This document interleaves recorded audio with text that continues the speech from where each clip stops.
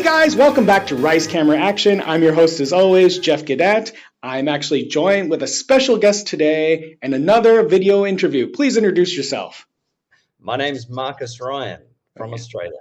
Okay, Marcus Ryan's actually a visiting comic. Right now, he's in Busan, but then this coming week and a half, he'll be actually doing stand-up comedy shows in South Korea and Seoul. So I wanted to sit down and interview him, learn more about him and his travels and his path towards comedy in Asia.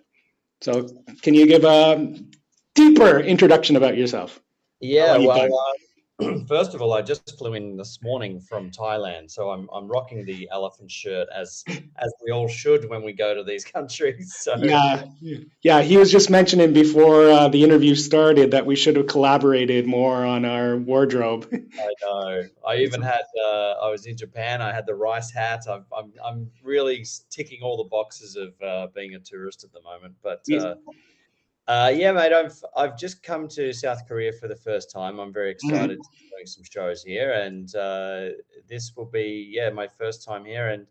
And I've been doing comedy for 24 years now. Holy! Yeah, I know, nearly a quarter of a century. So it's been a wild ride, and I started out on breakfast radio in Australia. Okay. And then I thought I'd throw my hat in the ring at stand-up. Gave that a shot. Yeah. And from there, I got invited over to Edinburgh Fringe Festival in Scotland. So okay, I got to go do some gigs, and that sort of got me the travel bug. So from then on, I've just been touring the world. Sorry, my phone. Yeah, so you started off radio and then transitioned into comedy. That's right? Yeah, I always had an idea that I wanted to do comedy, I think, from a teenager. But, I was in a small country town, so it was very hard. There's no local comedy clubs or any kind of support in that sense. When you grow up in a regional town, you either get a trade or don't. Right. Yeah. Right. So what city did you actually start comedy? Like where was your first mic then? In Melbourne. Okay. My first ever gig was in a small country town, but it was Melbourne's where I really sort of started getting introduced to the comedy scene. Mm-hmm. And over the next couple of years, I got better at it, and then I kind of thought I could give this a go. So it was a gut feeling that I was going to make a career out of it. Okay. But did you have when you did start in Melbourne? Because right now you're in Busan, correct? I am. I'm in Busan by the beach. Yeah. Why did you not fly into Seoul, man? If you have the shows, do you have some shows earlier this week in Busan? Jeff, I like to travel, damn it. Okay. But what? Come to the capital before you go to the beach. No, everybody said, look, there's two places, that you definitely check out, and one's Busan and one's Seoul. And, I had time. It's all based on the tour. And as the crow flies from Bangkok, Busan's the first place. I'll catch a train up. It's okay. No. The reason for this, Marcus, was actually this past week. So now today is August 27th. Actually, over the last weekend, it was the Busan Comedy Festival. Oh, really? Yeah, I didn't know about it either. They kept it, but actually, simultaneously, there's like a traveling Melbourne stand-up group that's actually in Seoul, and they were just in Busan earlier this weekend. And really? I thought that you might be meeting up with them, but this is just two ships passing in the night, I guess. It's just completely coincidental. Okay. I'm like I was going to say I'm a maverick. I'm not. I'm a loner. Okay. I set up my own tours. I've been doing this for many years. I tour around and find venues and get in touch with local producers like yourselves, and reach out to Stand Up Seoul, and I say, hey, can we do something? And I'm so like unaware of what the scene is or the circuit is. I'm doing my own thing. So yeah. Well, yeah, I guess like I was saying, these are just two ships passing the night. But I get, you have no relation to these people. I don't even know their names. So I was hoping that you might be able to throw something, but you're just as clueless as I. No, I found out. I mean, after I'd organized all these gigs, I found out that that's happening, and I was like, what are the odds that that we're all in town together. So I'm actually friends with these comedians. Okay. So we are going to catch up. And funnily enough, and this is purely coincidence, they're in Busan performing at the Busan Comedy Festival, which apparently is this next few days. So I'm going to catch up with them to say good day and have a coffee and maybe jump in on as a guest mic or a secret mic. Yeah, that's like desperate. I'm flying myself to try and get some stage time. All right. Well, I don't know. Like I started in Toronto myself. That was like actually 17 years ago. But then like I was pursuing it, but then I had a girlfriend that brought me here, and a girlfriend that didn't get my humor and just said I wasn't funny. So I abandoned it. But now I've come back to comedy. Yeah. And I've really got the bug, and I really want to pursue it forward. So actually, it's great to interview you because you saw my episode earlier that when I interviewed Brian Elward, right? Yeah. Brian and I have never really met face to face, but we've got a lot in common, and we know a lot of similar people. It's one of those things we probably watch each other's careers sort of from a distance and see what each other does, and like, oh, that's exciting. You know? So so I want to pick your brain, just not you, because like these are Melbourne comics, but you said yourself you have the travel bug. So maybe what you could explain what the difference between being more of a local comic or national comic opposed to a travel comic too, like even Brian. Yeah, well, these guys that are out here are they're good comics from Australia, and they tend to spend most of their time in Australia. I'm definitely from Australia, but I don't even know if I would consider myself a Australian based or local comic. I pretty much cut my teeth in the United Kingdom for 7 years, lived in Canada for a couple of years, in Toronto and Vancouver. Okay. I've toured all across Canada. Then I went, I've done a lot of Asian tours. So South America as well. There's like I'm constantly moving, so it's hard to be actually in a circuit or in a scene or connected with these kind of things because I'm always self-producing and doing my own thing. So it makes it hard to be a part of a clique and have a friendship circle. But I also love being in random countries and exploring, and I find a nice balance with that. So cool. Yeah, well, it sounds interesting. Like though I have the bug, right? I don't know. I'm tempted just to go back to North America to develop it. But is it hard being like a suitcase comic, living out of a suitcase, just going from place to place? Yeah, definitely. I mean, I flew in at 8:30 this morning. I had a gig in Bangkok. Then I had to catch a 1 a.m. flight. Get here in the morning, and then I've just checked in. I had to kill time in a cafe for a couple of hours, and then do some admin. Yeah.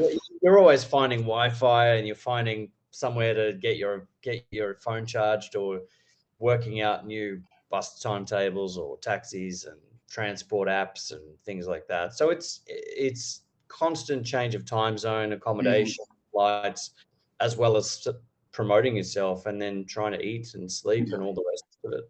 No, so I have a question I want to come back to, but you said promoting yourself. So when you're traveling to all these countries, how are you doing the promoting for that? Well, it depends where you are. Some places already have a comedy scene, which is good. You can sort of tap into, and then hopefully they've got some support for you and some suggestions.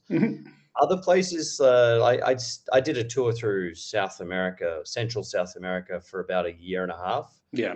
And a lot of those countries had never had comedy before. So I was setting up all of the gigs, and that was 8 years ago. And this was when I could still handle staying in a hostel. And I was quite literally printing out posters at local print shops and then going around to hostels and hotels and putting them up on poles. Sounds like a fucking headache. Well, it was a headache, but it was also just an adventure. Like I was traveling for the sake of travel, but I also thought, let's see if I can do some gigs in these countries. And so I had to turn up to towns and find venues, and Yeah. then tap into the local English speaking schools and Mhm. expats and the Mhm. community. So Yeah. do what you do at whenever you're promoting any gig, you have to find the social groups on social media Yeah. and speak to the people, you know, who know people, and then find a venue, and then find out which day of the week is good to do a show and what time slot and Right. all of that stuff. So it's you're not just a promoter, you're a logistical. You have to figure out everything. Hmm. Well, yeah, you reached out to me actually initially 2 months ago, but Yeah, actually I was on vacation visiting my family back home. I but I also said reach out to Kristen Pimley. So she's actually she was the one that you collaborated with your upcoming shows in Seoul this Friday, yeah, she's as well as great. next She's week. great. You're dead. You're dead to me, Geoff. She's great. She's great. I'm here. I'm trying to make it up. I'm trying trying to bleed you for information so I can steal it. Okay. No, it's not. It's well, she had a great venue, and like I also had a shitty week. Shitty month when I returned too. A lot Right. of the weather, people were not turning out to the weather, as well as I had an incident at one of the shows, so it's just I had to just step back and reset, anyways. Oh, mate, no, I'm not. No hard feelings at all. I've had people never reply, so Yeah.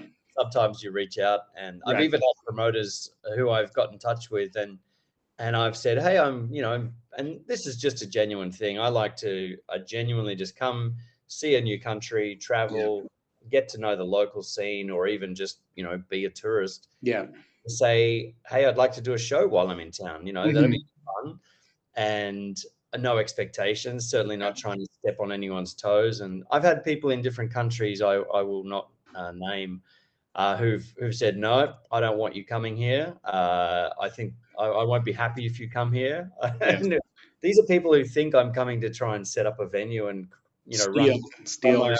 show across town. I'm like, no, I'll be there once in my life and probably never come back. So Oh yeah, as well. Like I don't want to go too deep into the politics, but yeah, there's more of the Korean community is trying to create a strong comedy environment, yeah, and even the times I've tried to reach out as a local producer, I've been sure, just shut down too. They're yeah. like going, oh, you guys had like a English show. Would you guys? Are you thinking about like? Nah, don't worry. We wanted to just develop our craft in our native language. We don't really want to give you this opportunity. And I'm just like, Wow. well, yeah, well, in more words than that. It's like it's just more. Sorry, no, we're not thinking about it, but Yeah. contact us later. Look, it's some people get frightened of competition, or just I think it's healthy to help each other and support each other Yeah. in any community. So, but that's my brain. I think like that because I know I've seen it all over the world, and Hmm. there's small-minded people in every community, and they think they're the biggest thing there is, and Yeah. they're just another person running a gig, and that's just what it is. So Yeah, anyway, yeah. Just before I even joined this scene too, like there was a lot of bad feedback and stories and anecdotes that I heard too of like them trying to produce larger shows, and then so they get larger, like 100 seater, and then only 15 people show up, and they're left holding the bag from the promotion costs and even the rental and all that. 15. I would love 15 people to turn up to my shows. That'd be great. Well, I think actually your show this Friday is at a low ticket warning too. Or Yeah, we're doing well for that one, and we've just got the article in the newspaper. oh yeah, yeah. The I, Korean. I I think I saw that, yeah, on your social media. Yeah, don't worry. I'll be blasting that everywhere. Um, I'll be walking around with a newspaper, showing people in town, like, look at this. oh well, yeah. I hopefully you show them in Busan so that we can actually go down there and show that maybe there's an English community of comedians that are willing to travel. Yeah, yeah, exactly. But No, I can't wait. I can't wait to be performing in Seoul, and it's exciting. yeah. As- Now I had a question beforehand. Yeah, because you've traveled around and like how many countries have you done so far? I've performed comedy in 56. Uh, 56. I don't know what the count is on Okay. traveling to. Oh, right, that's performing. I'm sorry, I mean. Yeah, yeah.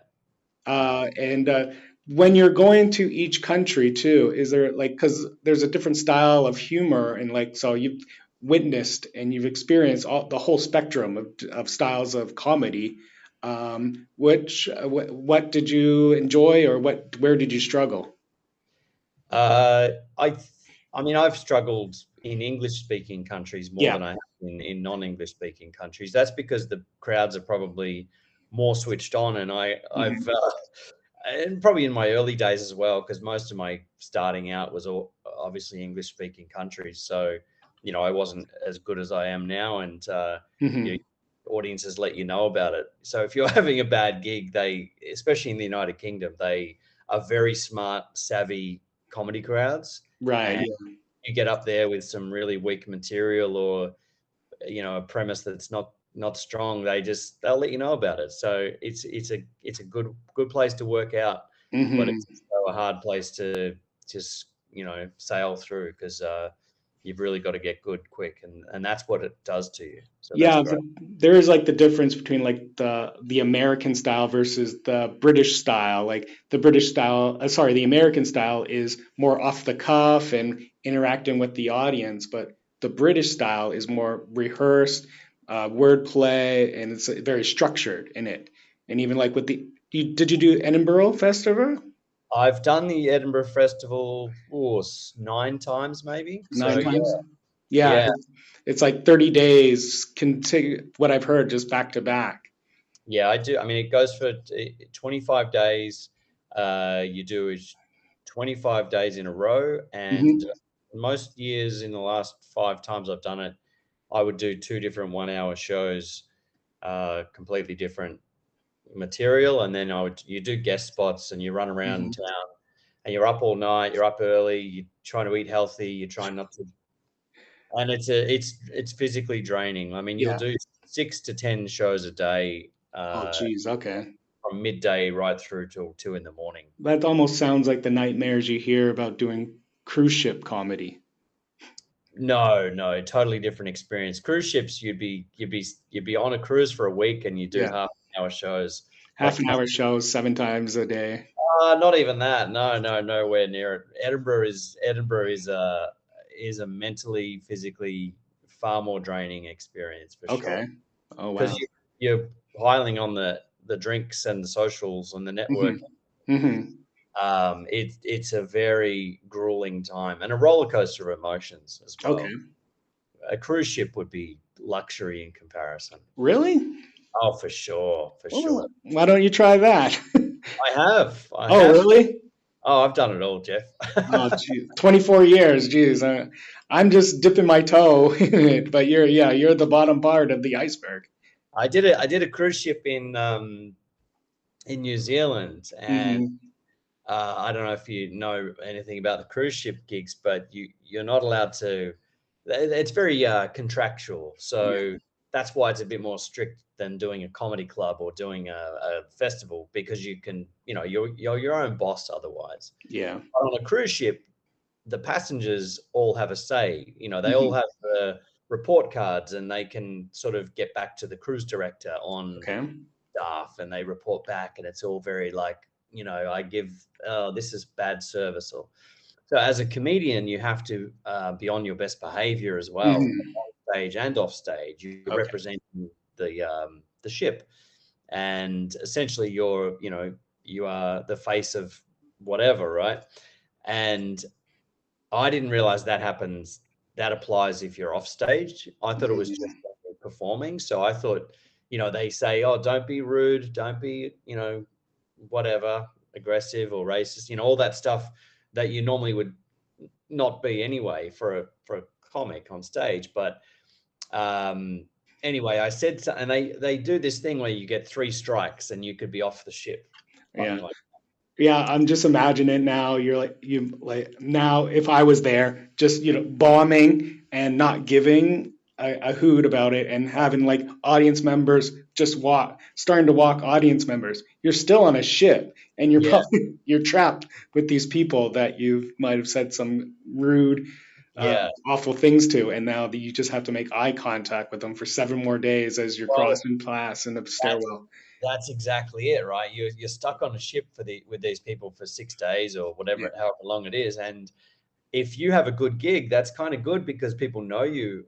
You know, the show I did was a 1,000-seat theater, Yeah. and there was say 4,000 passengers on the ship. So 25% of those passengers know who I am all of a sudden, and they see you in the hallways and like, hey, can I get you a drink? And they want to chat to you, and that's fine. But if you have a bad gig, then they also know you, and they're like, oh, that's that guy. So, but can you give me a story of actually a bad gig that you might have had in your travels? Well, I'll tell you. This is what happened on the cruise ship. I had a really good gig, Yeah. and then they asked me to do a second one, and the second show was in a different venue, and it was like a big disco floor. The stage was like a big flat area from where the seats were, and it was the last night before the ship was being docked, and it was about 11 p.m. and half the audience didn't speak English. It was a big mix of all different nationalities, but it was a totally different show from the first one. But the thing that happened on the ship, which may have almost got me in trouble, was we were in New Zealand cruising through the fjords in an area called Milford Sound, which is the South Island. And it's like Jurassic Park, right? It's kind of a very mystical, very beautiful valley kind of stuff. It's, lovely. And I don't know if you've ever been on a cruise ship, but the average age is 80 to 90 to dead, right? and I was on the ship and I was up on the top watching as we're going through, and I heard this voice shout out, oh my God, it's like we're in Jurassic Park. And I murmured, but a little bit too loud, which people overheard. I said, yeah, except all the dinosaurs are on the ship. And oh geez. So anyway, that was that's where you've got to be careful of what you say, because passengers won't necessarily find that stuff amusing. Yeah, that's the problem. It's 90% or like 99% of the negative feedback come from 1% of the audience. Yeah. Luckily, most people on the ship were probably already hard of hearing or deaf, so they didn't hear my comment. But well, they're not probably going to watch this, so it's still safe to share that story. Cool. And so going forward, so yeah, you're in Seoul this the end of August and then September. What do you have planned going forward to the end of the year or even that? So I've been touring a show around which is called Eat, Pray, Walk, and that's a show that is the one that I'm doing in Seoul next week, which is really exciting. And I'm taking that to the Melbourne Fringe Festival in October as well. So I'm doing a run of shows in Melbourne, which some of them will be child friendly, some of them are adults, but it's all the same show. And it's a show all about the pilgrimage I walked hiking across Spain. All right. And it's a 1,000-kilometer walk I did, and I've been taking that show around. It's a really kind of heartwarming, emotional show, and it's got a nice message in it. And that show's been doing really well in North America and Europe, and I'm excited to develop that show even more. It's one of those things. I love doing stand-up comedy in clubs, but to have a show like this where it's multimedia, I get to show slides, tell a story about the characters I've met, that kind of thing. It's comedy and narrative, and at the end, people feel uplifted and people cry and people want to share their stories. So it's a totally different line from what I normally do, and I really enjoy it. So so a one-man show. Do you wear like a little costume while you're doing it with the PPT? Well, funnily enough, I've got a little bit of a show and tell for you. Yeah. I just recently did the Kumano Kodo, which is the other pilgrimage in Japan. Okay. And that's like a sister pilgrimage to the Camino de Santiago in Spain. So on that one, I got this T-shirt which has both logos. Oh, wow. And they gave me a shell, which was what you take on the Spanish Camino. And you go along and get a passport stamped from all the places you go, all the my nephew does that when he goes for a hike.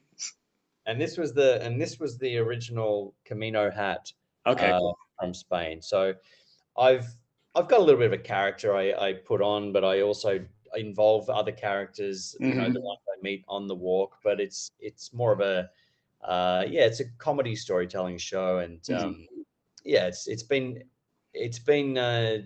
very well received, and I'm very proud of it. So yeah, so you said that you're going to be in October, the Melbourne Festival. You're going to be doing that. Yeah, But do you have like plans to also like film it and put it out on any social media, it's or you know?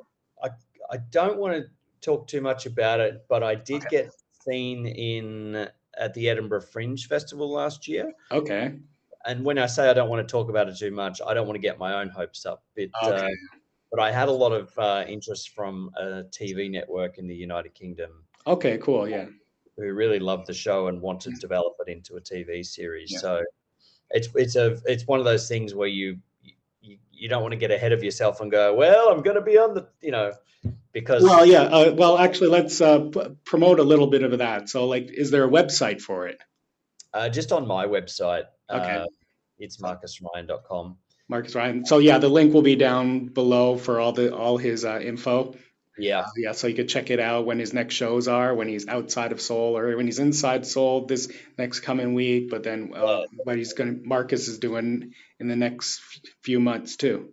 Yeah, look, I'm touring that show. I do stand up shows wherever I can, and Yeah.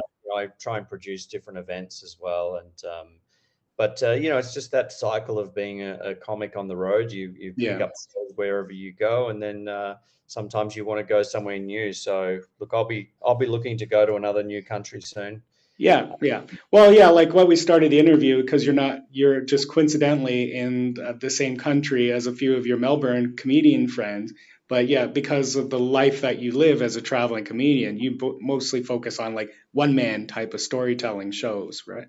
Yeah, I mean that's been my life. I've written about five or six different 1 hour shows, Jeez. uh, and Yeah, I've taken 24 years. yeah. I mean, 24. yeah, it's taken me a long time. I've done a lot of straight stand up and Yeah. club gigs and then you do themed shows that you do at festivals and Uh-huh. some, one of those was all about the time I hitchhiked around Central South America. Okay. One was all about the crime I have unfortunately got involved with. Things that I've been robbed and attacked, and different things Mhm. like that. One was all about dating. Just different sort of So topics, and themes and tropes or whatever. yeah, exactly. And it's all just different angles to sort of sell a ticket at a festival each year, but it's also it's something that helps you grow as a performer as well. And Hmm. now that I've landed on something like this Eat, Pray, Walk, I think this show is going to actually develop into something a lot bigger than just myself. It's already being asked to be taken to schools for motivational talks, and Oh, geez. Okay.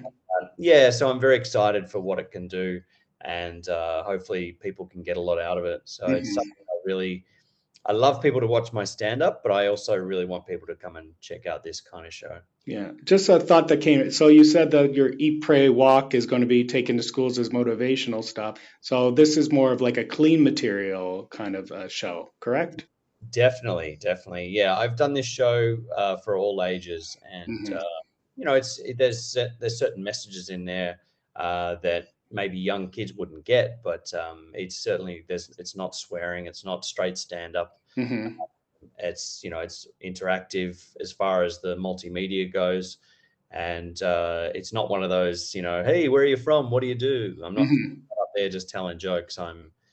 You got to be there from the start and you got to be there at the end to get the whole thing. Well, yeah, but I just like comedians that might be listening, that getting your professional opinion. What do you think about having clean, like doing clean versus dirty comedy? I mean, I can do both, but Yeah, I think it's important to have a clean set. yeah. It's important to know how to read the room, I guess. Hmm. Even if you're going into a comedy club and you've got dirty material or material about social media and everybody's old, you're not going to talk about the stuff that they're not going to get. So Right. you just have to work with what you've got, but also be aware that if there's one young person in a room that's all for adults, don't play to that one young person because somebody brought that one young person in, and that's their fault if they're going to learn a few words. Sure. Yeah, so it's more, your advice is just to read the room, to be ready for any occasion. Exactly, and that takes experience as well. I mean, Yeah. if you're just starting out and you don't have the material, you don't have the skills, it does. It's a learning process, and I'm still learning. I've been doing it 24 years, and every time I get on stage, there's something surprises me or something new happens, and it's I'm not. I'll never be. I'll never have completed it. It's always an ongoing thing, and I love that. Yeah, well, like going back to your history, when was that moment that you actually realized, hey, I could do this comedy as my occupation? Go from your radio to, I don't know. I quit my radio job after my first gig. oh yeah? Yeah, I thought, well, I'm just going to have to go for it. So I just put my head down and said, that's all I'm going to do now. So Okay. yeah, it was a bad decision. I should have kept the radio job for a Wow. couple of years. Well, like a lot of comedians, they talk about how much they struggled in the very beginning, just like picking coins out of their pockets and like going, shit, I only have money for a cheeseburger today. I had many years doing that. Yeah, Yeah, yeah. yeah. I But used to. yeah, Yeah, but then you hear like a lot of the American comedians, their podcasts I listen to, like Tony Hinchcliffe is very popular. He just decided that he wanted to be a comedian, and he moved to LA, and yeah, he asked for a job. He just did, was like, this is what I'm going to do. Did comedy at the Comedy Store, and that's also how you get a job there. You have to do stand up, but yeah. he just focused on that, even though he had to struggle. Oh yeah, I've got lots of friends who slept in cars and did the thing, and Hmm. I used to do road gigs all over the UK where you would catch an overnight train so that you Hmm. could save on accommodation, or you'd Hmm. sit in a bus stop and wait, or it's all those things where you become a very frugal person. You become a good traveler because Yeah. you know what you're earning versus what your outgoings are, and you know how to say yes to gigs and Mhm. not take the crap, but yeah, it makes you more resilient as a person as well. Yeah, well, it's that's actually the for me personally the struggle I'm doing is gigs. So it's having I all the gigs I was mostly creating for myself, and then but I as the producer and if I was creating it, I'm also the host, so I didn't feel like I was developing Yeah, much, while other people around me that were just I was bringing onto my shows were able to develop themselves more because they had less stress. They didn't yeah, have to keep the show together as the host or anything. They could just try their material. yeah. So Well, I mean, I guess maybe that's already in your blood though, that you want to produce. Maybe that's something where you got to. I would rather be more part of the show than actually the backbone of the show because I would like to develop. So I think would you say should I be going out and trying to practice as much as possible, even trying to do as many scenes as possible, like locations as possible. Of course, I mean, if you're staying in Seoul, then I guess you have to reach out to those other groups, but Hmm. hopefully they're open to you coming along because like you said, there's been some clash of promoters Well, or yeah, it's just trying to find native English, like native English speaking places. Although there's always been with dual shows with dual languages. Do you have any experience in that? I've performed in Spanish Yeah. very badly. Okay. But it's there's been So I'll shows say no. like but the what I've witnessed for shows that are like in two different languages and so here English and Korean, it's hard to hold the attention of the crowd because Yeah, one half the crowd might be fluent in English and no Korean, and and then the vice versa, yeah, Korean with no English, and you just can't please the whole crowd at once with one language. yeah. And then Well, even people bilingual trying to switch forward, it's still yeah. it never works out. Have you Well, experienced that? yeah, definitely. I was performing in India, and there was comedians on, and they would start their sets in English, Hmm. and they would do their punchlines in um, Indian, in Hindu or whatever the language was. I'm sorry, Punjabi, maybe. Punjabi. I think there's different ones, but Yeah. anyway, and so they would, but it was almost like a sentence, and then the punchline was Punjabi. So I couldn't even follow it. I'm like, oh yeah, this is good. I can hear what he's saying in English, and then they would, to get the extra effect of the joke, they would do the punchline in Punjabi, and I was like, okay, but what about the people who are there that only speak English? You're doing it for English, or are you doing it for? So that was very confusing, and then in the Dutch scene, I would be on shows where I was hosting a show and every comedian was doing comedy in Dutch. Okay. Or I was the headliner and every comic before me was Dutch. Okay. So I would have to watch an entire show, not understand a word that's being said, and then hope that I can follow that. Or it's hard to ride that momentum. Yeah, because there could be 5 comedians before you all doing jokes about Tinder or whatever, and you get on at the end and go, hey, is anybody on Tinder? And they're like, yeah, we've just dealt with that for the last 6, Right. So that can be really tough, and that's when you've got to sort of read the room. You've got to, even in those moments, you have to then ask the local comics, hey, what's that? What was that joke about? Or what did you say? So you're always working, and look, it's a challenge. Yeah. You've got yourself a challenge by being in South Korea, trying to find an English audience, and luckily, I come to town and I do it once, and I can leave, but you've got an uphill battle. But you're also one of those people that if they want to do it, they're going to work hard, and you have to help be part of creating that scene. Okay, great. Any final words before we cancel this interview? All right, we wrap it up. Wrap it up, man. Sorry. Wrap up the interview. God, my brain's fried. I've been in a foreign country too long. I've been cancelled. No, I know. That's right, man. Yeah.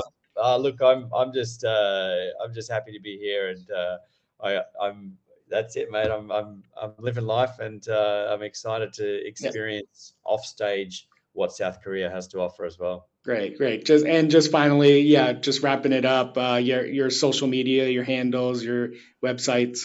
My social media is @it's Marcus Ryan, ITS Marcus Ryan, and that's on all of the things you can find. And itsmarcusryan.com is my website. And give us a follow, give us a whatever, and I'll surely be coming to someone's country soon. If anyone lives in Antarctica, let me know. I'd love to come and do a gig there. Yeah. So guys watching this episode in a foreign country, if you see Marcus in your country doing a show, please check him out. Anyways, thanks a lot, guys, for tuning into Rice Camera Action. I've been your host, Geoff Gaudet. Bye-bye.